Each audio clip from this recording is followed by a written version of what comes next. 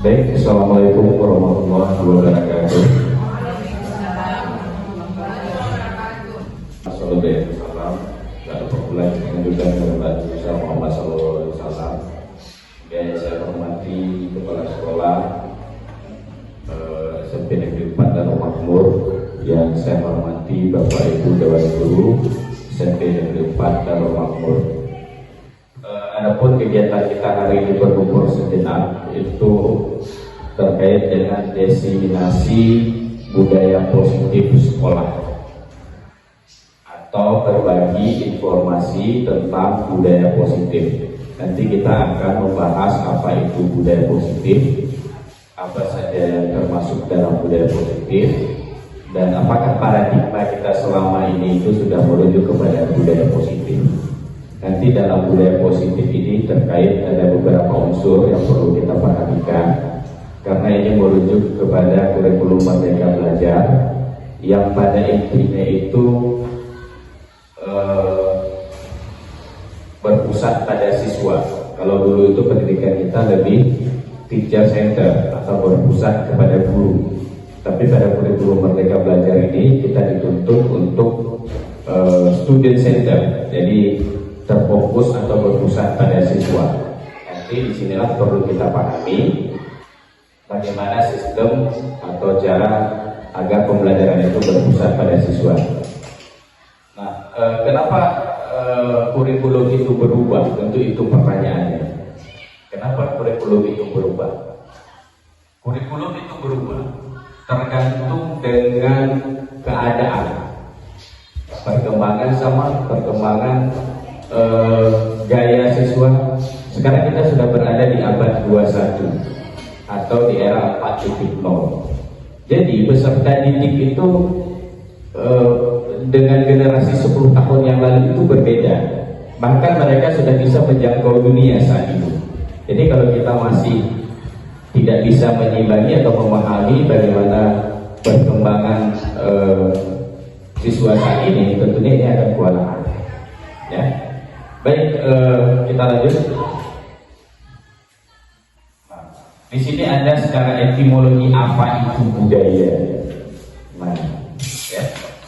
Jadi budaya itu merupakan bahasa yang berasal dari bahasa Sanskerta, yaitu budaya, yang merupakan bentuk jamak dari budi, yang memiliki arti budi. Nah, kita dengar, atau akar. Sedangkan dalam bahasa Inggris, budaya itu dikenal dengan kata kultur, ya, kultur yang berasal dari bahasa Latin, yaitu color, yang memiliki arti mengolah atau mengerjakan budaya, merupakan pola atau cara hidup yang terus berkembang oleh sekelompok orang diturunkan pada generasi berikutnya. Jadi budaya itu bisa kita simpulkan adalah kebiasaan yang dilakukan oleh sebuah komunitas, sebuah kalangan masyarakat yang diturunkan. Terkadang ada juga apakah semua budaya itu benar atau positif. Bapak Ibu, apakah setiap budaya itu semua benar dan positif? Ada yang positif, ada yang negatif. Nah, nanti kita lihat, kita tinjau ya. Budaya-budaya mana yang bisa kita terapkan atau budaya mana yang bisa kita menyesuaikan. Siswa sering datang terlambat, apakah itu budaya? Iya, kenapa? Karena kebiasaan dia terlambat, selalu tiap hari terlambat. Iya, karena kebiasaan dia terlambat sehingga jadi setiap hari dia terlambat, artinya sudah menjadi sebuah kebiasaan. Jadi itu definisi secara etimologi budaya. Berikutnya ada budaya positif. Positif itu berartinya baik, kalau negatif itu tidak baik.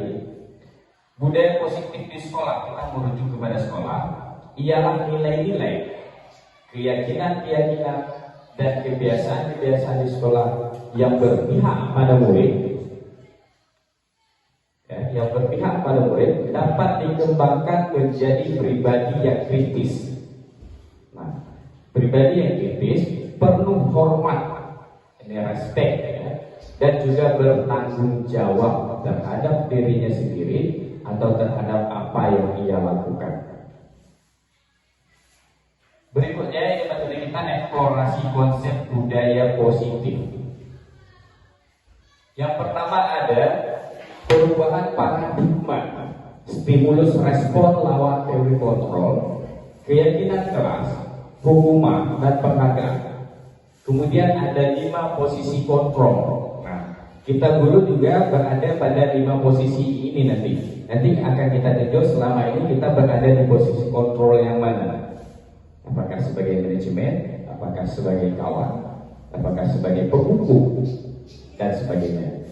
Kemudian berikutnya arti disiplin dan 3 motivasi perilaku manusia. Kemudian berikutnya 5 kebutuhan dasar manusia. Ini juga sangat penting. 5 kebutuhan ini dapat mempengaruhi perilaku manusia. Nanti apa saja kebutuhan manusia itu akan kita bahas atau akan kita kaji secara bersama. Ya, kita juga harus memahami kebutuhan siswa karena siswa itu juga manusia. Jadi dia juga memiliki 5 kebutuhan dasar ini. Ya. Paradigma kita selama ini mungkin ada yang keliru menganggap bahwa aturan itu harus ditegaskan, aturan itu harus dipaksa dan lain sebagainya. Nanti kita akan bahas apa itu peraturan dan apa itu kesepakatan. Begitu ya Bapak Ibu ya. Kemudian berikutnya ada segitiga restitusi. Pernah dengar? Nah, segitiga restitusi ini adalah cara kita menyelesaikan masalah yang terjadi di sekolah. Cara penyelesaiannya, miskonsepsi itu ada perbedaan atau kesalahan pemahaman terhadap sesuatu. Untuk meluruskan beberapa miskonsepsi tentang kontrol, ilusi guru mengontrol murid, ya. Ilusi bahwa semua penguatan positif efektif dan bermanfaat. Ilusi bahwa kritik dan membuat orang merasa bersalah yang dapat menguatkan karakter. Ya, ilusi bahwa orang dewasa memiliki hak untuk memaksa. Apakah ini terjadi dalam kehidupan kita, bahkan kita yang melakukan atau kita berada di objeknya. Yang pertama, ilusi guru mengontrol murid. Pasti. Yang kedua, ilusi bahwa semua penguatan positif efektif dan bermanfaat.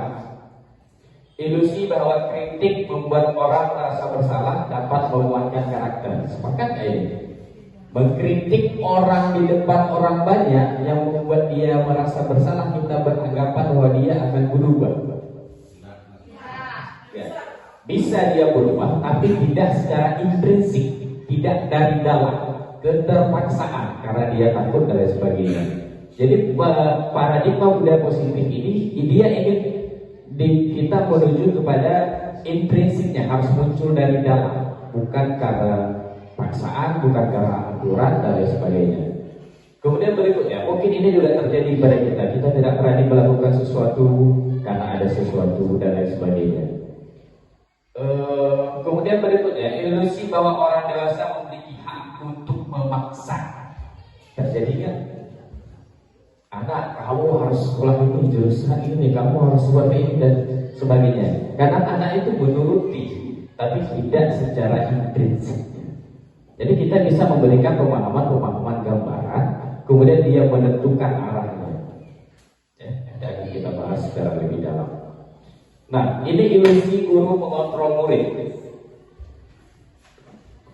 Pada dasarnya kita tidak dapat memaksa murid untuk berbuat sesuatu. Pada dasarnya. Kemudian, jikalau murid tersebut memilih untuk tidak melakukannya, walaupun tampaknya kita sedang mengontrol perilaku murid tersebut, hal ini karena murid tersebut sedang mengizinkan dirinya dikontrol saat itu. Jadi sebenarnya posisi kontrol itu di mana? Pada siapa? Posisi kontrol kita itu pada siapa? Pada diri sendiri. Kita mengizinkan atau tidak orang lain untuk mengontrol. Bahkan terkadang ada orang pertama ketika kita kontrol, dia bisa ikuti, tapi di dalam sanubarinya itu berlawanan. Ketika dia tidak mau lagi dikontrol, maka dia akan memberontak dan sebagainya. Pernah lihat seekor kerbau yang besar yang dicucuk hidungnya? Seberapa kuat dia? Apakah dia lebih kuat dari manusia? Lebih kuat. Tapi kenapa dia itu patuh pada manusia, ditarik ke kiri ke kanan, itu dia mau ikut? Kenapa? Ya, karena dia mengizinkan orang lain untuk mengontrol dirinya. Jadi ketika dia itu tidak lagi ingin dikontrol, maka sesuatu yang akan terjadi malah menjadi malapetaka. Gabor bisa menyeruduk, gajah bisa membunuh dan lain sebagainya. Jadi itu kontrol. Begitu juga kehidupan kita. Apabila kita ini merasa selamanya saya akan seperti ini, maka berarti kita membiarkan diri kita itu dikontrol oleh keadaan. Nah, itu. Ada Pak Dit? Sebelum kita lanjut, materinya banyak itu. Kemudian ada 3 motivasi perilaku manusia. 1, untuk menghindari ketidaknyamanan atau hukuman. Betul nggak? Kita menjalankan disiplin itu untuk menghindari ketidaknyamanan, bentrok dengan atasan dan lain sebagainya, atau menghindari hukuman, takut dipotong TC ya. Ya kan? Betul nggak? Telat semenit absen, takut kita dan lain sebagainya. Sebenarnya bukan berarti kita tidak boleh tepat itu, tapi harus. Siswa lain sudah menyerah, dia tidak mau berupaya, atau siswa lain berupaya tapi dengan tujuan reward atau hadiah itu tadi. Yang perlu kita pahami Bapak Ibu, bahwa setiap manusia itu unik, setiap orang itu memiliki potensi yang berbeda-beda. Jadi kalau bisa diilustrasikan, jika pendidikan itu sebatang pohon, maka ada beberapa jenis hewan yang dipaksa memanjat. Tupai dipaksa memanjat, udang dipaksa memanjat, burung dipaksa memanjat, kura-kura dipaksa memanjat. Apakah semua akan tercapai? Tentunya tidak. Kita akan memarahi kura-kura, kamu manjat itu saja bisa.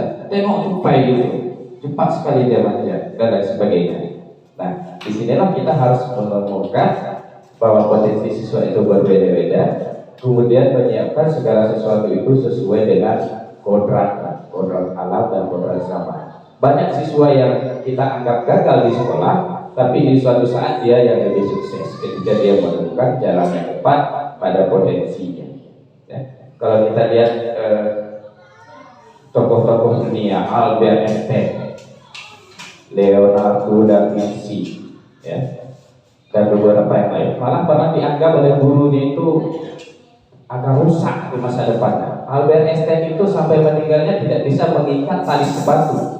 Kalau kita lihat itu kan bodoh sekali, tidak bisa mengikat tali sepatu. Tapi dia yang menemukan teori E sama dengan MC kuadrat yang meluluhlantahkan Hiroshima dan Nagasaki pada tahun 1945. Dan otaknya masih dibukukan saat ini di Jerman. Itu Pak ya, kalau saya tidak salah ya. Ya. Leonardo da Vinci juga seperti itu. Ya. Leonardo da Vinci juga seperti itu. Kemudian penemu Instagram yang sekarang sudah dibeli oleh Meta, dua bersahabat, itu dicap orang yang gagal di kampus mau di DO. Tapi hari ini dia siapa tidak pakai Instagram? Salah satu media sosial yang terbesar juga. Dan sekarang sudah dijual ke Meta, ke bangsa Zuckerberg dan sebagainya. Mereka juga bukan orang yang cerdas di bidang akademik tertentu. Terkadang kita mengukur sesuatu itu pada bidang akademik tertentu. Ada siswa yang mungkin dia punya potensi pada melukis, masuk pelajaran IPA. Tentunya dia di situ akan lemah. Ketika masuk ke pelajaran seni, menggambar dan lain sebagainya, dia merasa senang, bahkan bagus-bagus. Nah, ya. Jadi suatu saat tujuan kita atau tugas kita adalah menuntun itu, menuntun kodrat mereka. Jadi makanya pada rapor juga tidak ada ranking, ya, cuma ada nilai-nilai pada materi tertentu. Yang ketiga, untuk menjadikan orang yang mereka inginkan dan menghargai diri sendiri, dihargai nilai-nilai yang mereka percaya.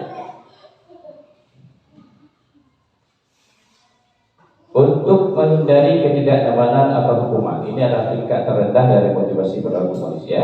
Biasanya orang motivasi berlaku untuk menghindari hukuman dan ketidaknyamanan. Ini juga sama seperti tadi. Untuk mendapatkan imbalan atau penghargaan dari orang lain. Nah, orang menjalankan disiplin tadi bisa juga adalah untuk mendapatkan imbalan atau penghargaan dari orang lain. Orang dengan motivasi ini akan bertanya, apa yang akan saya dapatkan apabila saya melakukan. Ya, siswa juga seperti itu, manusia. Ya. Kemudian mereka melakukan sebuah tindakan untuk mendapatkan pujian dari orang lain.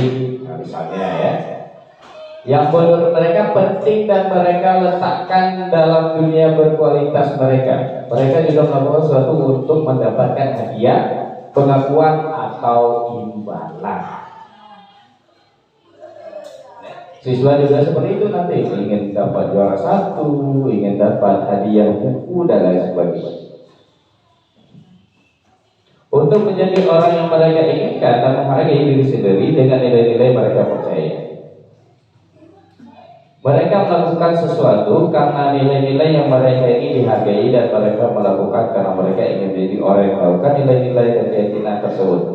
Ini adalah motivasi yang membuat seseorang memiliki disiplin positif karena termotivasi, berarti bersifat internal, bukan eksternal.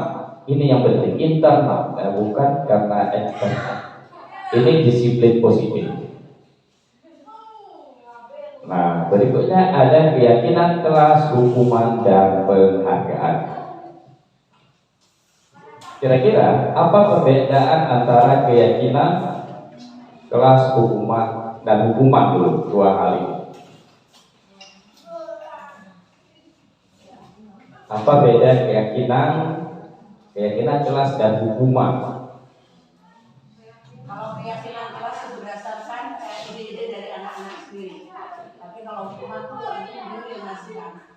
Ya, menurut Bu Kesek bahwa keyakinan itu muncul dari ide-ide anak-anak atau siswa, sedangkan hukuman tadi dari peraturan, Bu ya. Ya. Ada yang lain? Pak Angga? Iya, Pak Angga hadir. Keyakinan kelas.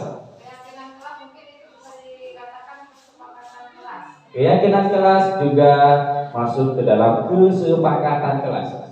Ada kesepakatan kelas, nanti mereka memiliki keyakinan ya, untuk menjaga kesepakatan kelas itu, untuk menjunjung tinggi, untuk tidak melakukan yang tidak diperbolehkan oleh keyakinan kelas atau ini. Jadi jawabannya sudah benar sekali, luar biasa. Nah, kalau hukuman, apakah pada keyakinan kelas itu ada hukuman jika keluar dari keyakinan atau peraturan? Bisa jadi ya. Nah, kalau seandainya siswa itu melanggar keyakinan kelas, itu penyelesaiannya bagaimana? Biasanya kita tanya dulu hukuman apa kepada kelas yang harus dikasih. Ya, Kembali ke kelas. Kesepakatan kelas lagi. Kembali ke kesepakatan. Tapi sebelum mengembalikan kepada kesepakatan, kita harus ada menstabilkan identitas siswa. Misalnya gini kasusnya, siswa A membanting meja karena jengkel temannya itu melakukan pencontekan atau mencontek hasil kerjanya setiap hari, ya. Kemudian sehingga mengeluarkan kata-kata kasar dan kotor. Siswa ini benar atau salah? Salah. Siswa tadi yang mencontek benar atau salah? Salah ya. Jadi ada posisi dua-dua. Caranya bagaimana?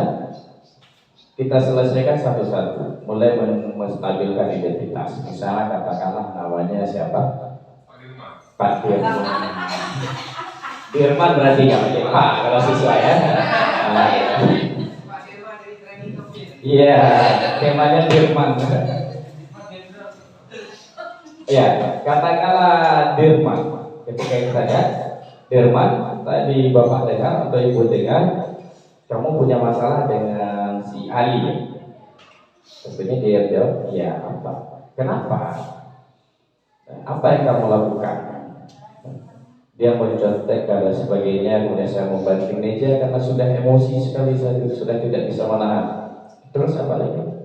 Menggunakan kata-kata kasar dan kotor.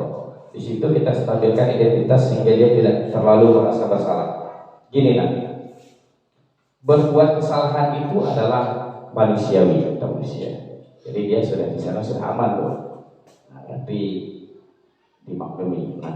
Tapi mengontrol emosi itu juga merupakan hal yang penting. Ada feedbacknya, ya. Jadi dia bisa terima itu. Ya, melakukan kesalahan adalah perilaku manusiawi, tapi menahan emosi itu juga hal yang penting. Kan dia sudah menyadari. Berarti yang kamu lakukan itu sesuai nggak dengan keyakinan kelas? Tidak. Bagian mananya? Keyakinan kelas mana yang kita langgar atau kamu langgar? Tetap menghargai misalnya. Apa yang menghargai? Tidak boleh berkata kasar, tidak boleh bully dan sebagainya. Berarti dia mengakui sendiri kan? Nah, oke. Kalau gitu, kayak mana? Apa jalan keluarnya? Kita tanya, hanya berdiskusi. Itu segitiga resolusi nanti. Berarti nanti Pak, saya akan lebih menahan emosi dan tidak berkata kasar lagi. Kalaupun misalnya ada masalah terkendala, mungkin saya akan melakukan komunikasi dengan wali kelas, tidak mengambil tindakan sendiri. Nah, jadi itu solusinya. Diharapkan segitiga resolusi itu sebagai demikian ya. Ada pertanyaan sejauh ini sebelum kita lanjut?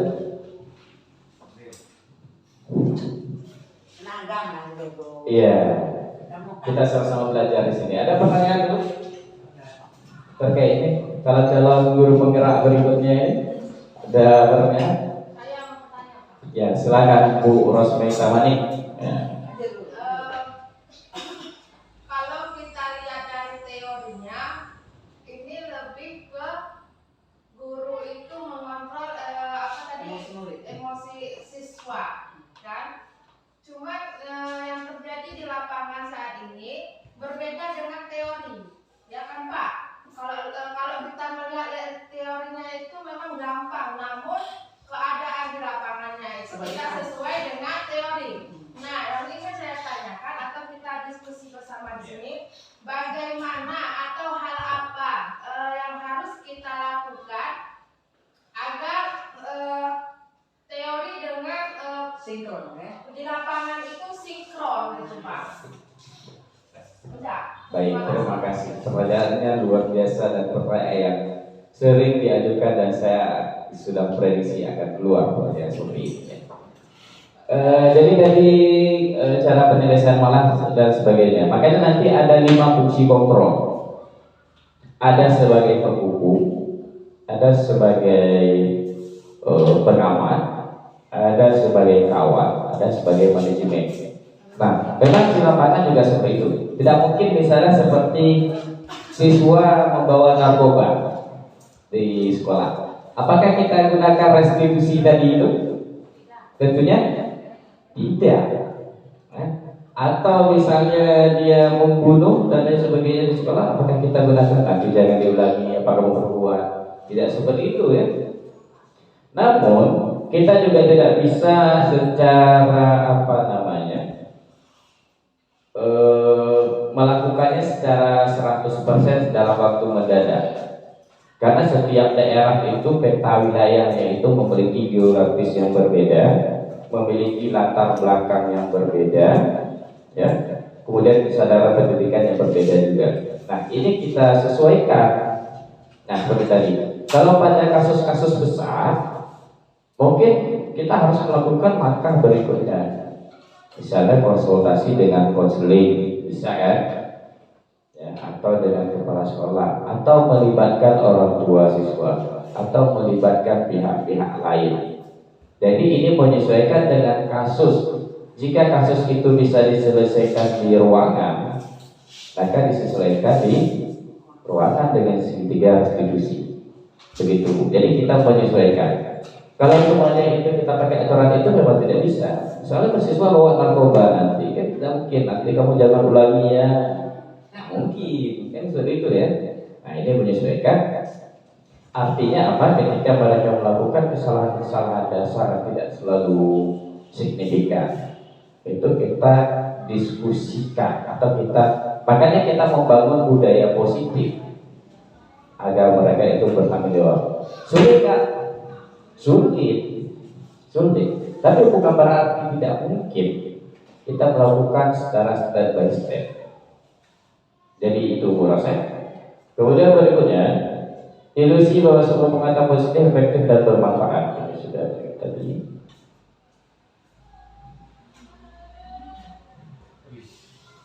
Kebelang ya?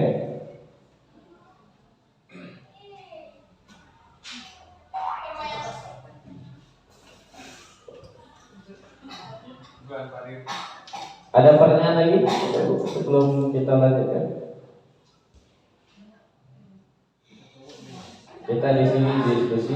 Jadi Pak Ajis, Ya Bu. seperti penjelasan Pak Ajis tadi, kan apabila ada anak yang membuat kesalahan, baik satu ataupun dua, seperti kisah di kelas 1 ini kan banyak, pertama dari bercanda, terus lama-lama dia membuka, sehingga harus diusut dua-dua. Apakah pada saat kita menginterogasi itu siswa harus divideokan untuk bisa kita masukkan ke aksi nyata?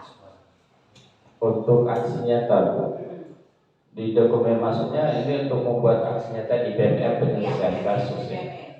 Kalau kami di guru penggerak itu juga disuruh videokan cara restitusi yang tidak jadi masalah. Tapi intinya video itu untuk apa? Dibutuhkan atau tidak? Kan itu pertanyaannya. Ya, yang kita butuhkan itu penyelesaian masalah. Jika itu bersifat dokumentasi penting, ya tidak masalah. Karena di situ kan akhirnya itu positif, bukan negatif. Ya, merubah paradigma arti dari sesuatu yang salah menjadi benar, tidak jadi masalah. Tapi dilihat tingkat kepentingannya juga. Berarti wawancaranya boleh divideokan, boleh berupa angket atau aplikasi? Boleh. Ada pertanyaan lagi?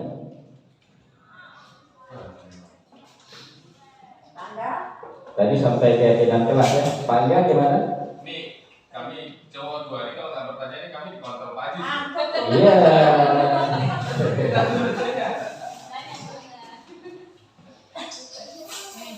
Pepi, ambil buku dokumen.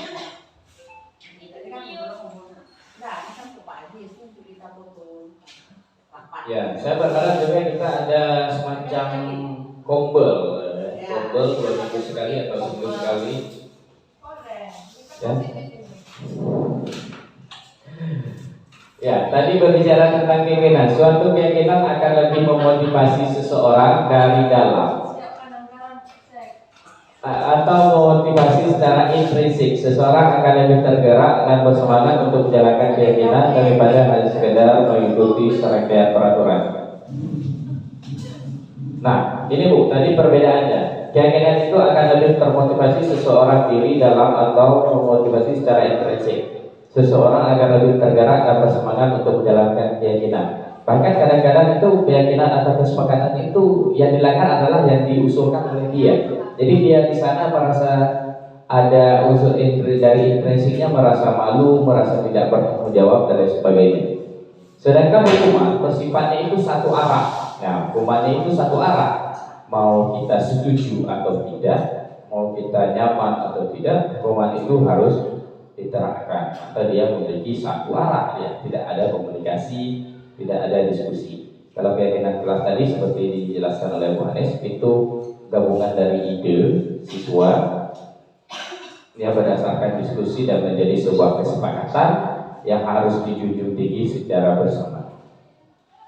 Nah, dari pihak guru yang memberikan dan murid hanya menerima suatu hukuman tanpa suatu diskusi atau pengarahan dari pihak guru, baik sebelum atau sesudahnya. Jadi berarti hukuman itu dari satu pihak, kita guru, kamu salah dan sebagainya. Kita tidak melakukan komunikasi kenapa dan sebagainya. Saya berikan ilustrasi satu lagi. Pak siapa ini? Pak kita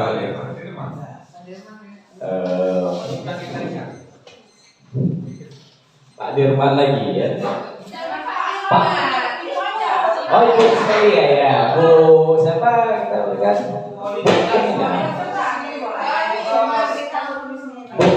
Bu Aminah. berperan sebagai kepala sekolah di suatu sekolah. Pada suatu ketika saat menyambut siswa, dia mendapati seorang siswa bernama Dirma. Indah. Aldi. Enggak. Siswa bernama Anda. Enggak, belum bisa bayar.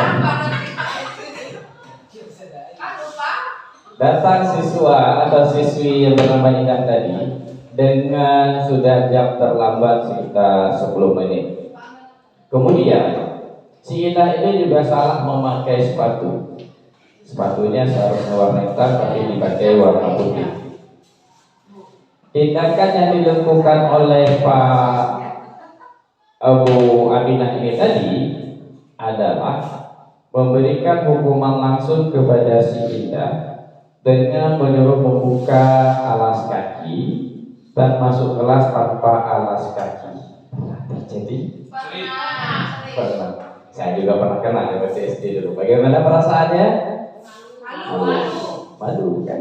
Malunya bukan hanya dengan guru itu saja, kawan-kawan. Itu malunya berulang-ulang, bisa sebulan, diledek dan sebagainya. Perilaku ini benar atau salah? Gimana Bu Ros? Benar atau salah? Kalau masuk tata tertib sekolah Pak, benar. Benar ya. Merupakan Sebelum kami dengar paparan tadi ini, guru itu benar. benar ya. Benar. Kami dengar yang sekarang kok jadi salah. Ya. Itu lagi KM Pak. Guru Makanya berubah paradigma, merubah paradigma dari negatif ke positif. Benar, secara ini si Indah itu melanggar aturan sekolah atau melanggar pimpinan. Kesalahannya di mana atau kurang tepat? Sebenarnya apakah itu salah atau tidak? Tidak ada jawaban karena ada 5 posisi kontrol nanti. Ada sebagai penghukum, ada teman, ada manajemen. Kira-kira posisi yang diambil Ibu Aminah ini tadi siapa? Apa? Pengamat, penghukum, atau apa? Atau manajemen, atau sebagai teman? Sebagai pengamat sebagai dan sekaligus penghukum. Nah, tadi sudah dijawab Pak Angga. Secara aturannya itu sudah benar, dia tidak memakai sepatu hitam. Tapi kadang kita keliru, tidak pernah menanyakan alasannya kenapa dia memakai sepatu warna putih. Maka, nah kita cari dulu latar belakang atau data-datanya. Mungkin dia buru-buru karena orang tuanya sakit, baru pulang dari rumah sakit. Kita juga lihat track record orangnya bagaimana. Selama ini dia tidak melakukan kesalahan yang seperti itu. Nah, apakah alasannya itu bisa dipercayai? Jadi kita mencari data-data dulu, baru melakukan langkah restitusi. Jadi kalau dibilang salah atau tidak, tadi ada 5 faktor. Kita menyelesaikan atau menempatkan diri kita itu di bagian mananya, ya, dari situ itu. Hukuman yang bersifat fisik maupun verbal dan boleh disakiti oleh suatu perbuatan atau kata-kata. Hukuman diberikan bisa berupa fisik maupun verbal dan boleh disakiti oleh sesuatu perbuatan dan kata-kata. Pernah terjadi ini? Pernah?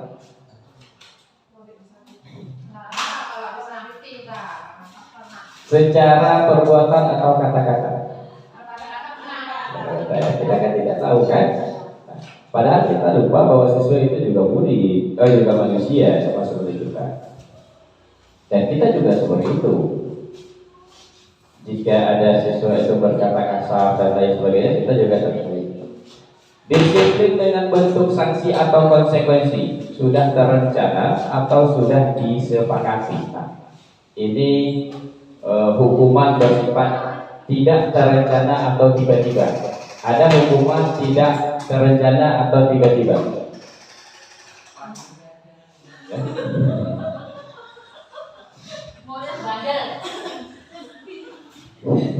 Berarti kan bisa jadi contoh lagi yang bandel. Nah, sudah? Kita masuk ke penghargaan tidak efektif, penghargaan merusak hubungan. Nah, selama ini kan kita memberikan reward. Penghargaan itu kan reward. Ya. Suatu penghargaan atau suatu benda atau peristiwa yang diinginkan, yang dibuat dengan persyaratan. Hanya jika Anda melakukan ini, Anda akan mendapatkan penghargaan yang diinginkan. Jika kamu sekolahnya rajin saja, itu 80 sudah ada sama ibu. Itu kalau rajin saja. Nah, itu kan mengajar rajin itu saja. Kemudian Anda akan mendapatkan penghargaan yang diinginkan. Jika saya mengharapkan sesuatu penghargaan dan tidak mendapatkannya, maka saya akan kecewa. Ada, kita juga seperti itu orang dewasa. Dan berkecil hati, serta kemungkinan lain kali saya tidak akan berusaha sekeras sebelumnya. Apa yang kita inginkan, kita sudah rajin gini-gini, kita buat tugas sendiri tapi tidak dihargai oleh gurunya. Ketika kita salah, kita sudah mengerjakan dengan sebaik mungkin. Ketika salah tapi langsung disalahkan, tidak ada apresiasinya. Kadang-kadang anak-anak itu butuh apresiasi, meskipun salah kita apresiasi terhadap usahanya. Jadi kalau kita katakan ini salah, kamu kenapa tidak pelajari materi, kamu tak nyimak dan lain sebagainya, apakah kedepannya akan memperbaiki pekerjaannya? Tidak, malah dia akan berubah menjadi apatis. Nah, kalau siswa yang sudah benar tadi kita puji, apa yang terjadi? Dia akan bangga diri dan sebagainya. Kita juga seperti itu. Usaha kita tidak dihargai, itu apa yang terjadi? Pak Aga, kita sudah capek-capek mengerjakan dengan sebaik mungkin, tidak dihargai, apa yang terjadi? Jadi malas. Jadi marah kan, malas kan? Malas jadinya. Dari kita itu kita itu kritis jadi apatis, jadi tidak open dan sebagainya. Jika kita memberikan suatu penghargaan untuk sesuatu, maka kita harus terus-menerus memberikan penghargaan itu. Jadi ketergantungan dia. Kalau siswa kita berikan penghargaan, dia ketergantungan. Memberikan. Nah, orang yang berusaha berhenti merokok, ya, atau orang yang berusaha diet, menguruskan badan, bila diberikan penghargaan tidak akan berhasil. Ya, Pak Dirman kalau bisa menurunkan 4 kilo dalam waktu 2 bulan, saya berikan motor baru pada istri. Nah, kalau boleh nikah lagi misalnya. bisa ya. Padahal itu motivasi kita kan, dengan adanya itu kita termotivasi mengejar dan sebagainya. Tapi terjadi mungkin sampai 4 bulan itu akan kita dapatkan. Tapi selebihnya dari itu terjadi kebalikannya. Artinya inilah dikatakan sifatnya sementara. Jadi reward itu bersifat sementara. Ketika dia nanti melakukan satu kesalahan dan tidak lagi mendapatkan penghargaan, maka itu akan berbalik. Penghargaan merusak hubungan. Pernah nggak nih? Ini nikah lagi ya. Iya. Dia enak, wali kelas dapat kado banyak dari guru. Lah saya di rumah Kita guru apa nggak dapat kado?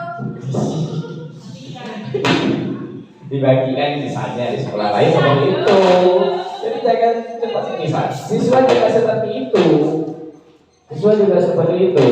Iyalah, dia dekat dengan guru ini, saudara dengan guru itu, pantesan nilainya. Jadi yang orang lain tadi tidak mau lagi berusaha. Nah, apa itu?